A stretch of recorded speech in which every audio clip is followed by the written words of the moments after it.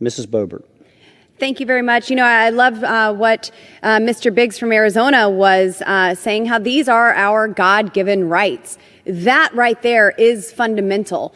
And that is why we have a government, to secure our God-given rights. None of our rights come from politicians.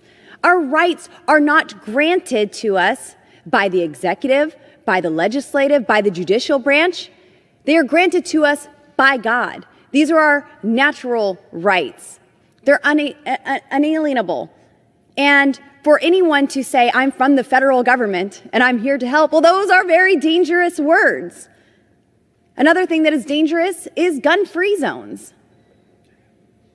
I am a co-sponsor of Congressman Massey's bill that would remove the law that makes our schools gun-free zones, that makes them soft targets. Our children are our nation's most valuable assets. And the more value an asset has, the more protection it should have.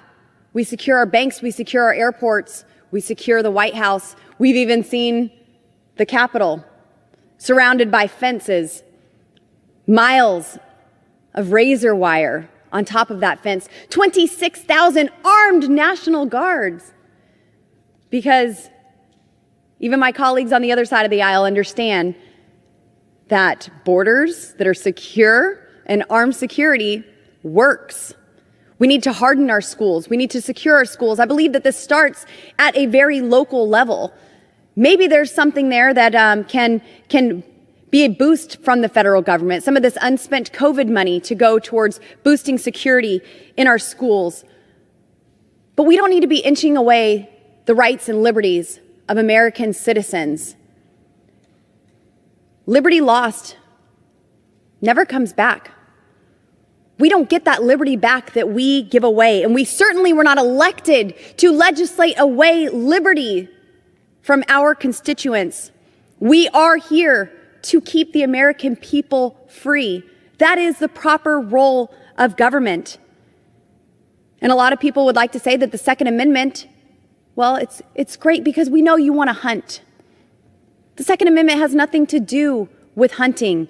Our founding fathers did not just return from a hunting exhibition when they created the Bill of Rights, when they drafted that. No, they just got done liberating a nation from a tyrannical, oppressive king. And they wanted a government that was so strong and powerful that it would be able to fight off that tyranny and oppression that anyone from around the world might seek to reimpose on this people. But they also wanted a government so limited that it would never impose that same tyranny and oppression on its own people.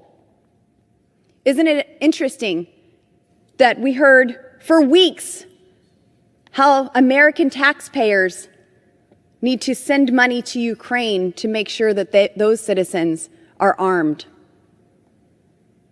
Now, the same people who were saying that we were bought by Putin because we didn't want to send billions and billions of dollars to Ukraine while our southern border is unsecure, while we have an invasion taking place at our southern border, while we have our own supply chain crises, we have inflation that is skyrocketing. We said, maybe let's just put America first for a minute. But the same people who made these accusations against those of us who would vote against that spending are now seeking to take the rights away from American citizens. And these same people who had no problem arming Ukraine and wanting to disarm American citizens also call to defund the police. We even saw 24 of our colleagues from the other side of the aisle just today vote to not provide added security to our Supreme Court justices who have had mob violence at their homes, murder attempts against a Supreme Court justice,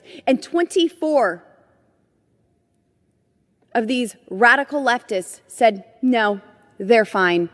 We're not going to send police to protect you. You won't be able to protect yourself. It's all rogue.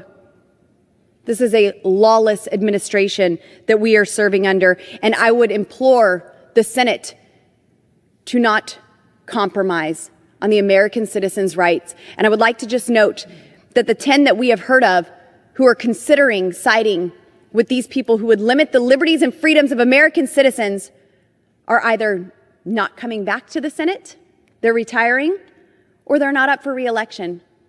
And I think that that is very, very telling.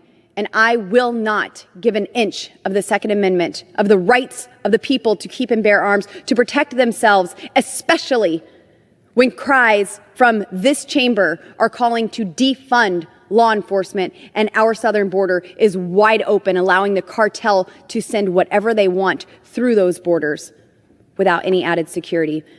Thank you, Mr. Rosendale, for leading this tonight. And I do want to make reference that it is the House Freedom Caucus that is really setting the standard and protecting American liberties. And thank you very much for holding this tonight. Thank you.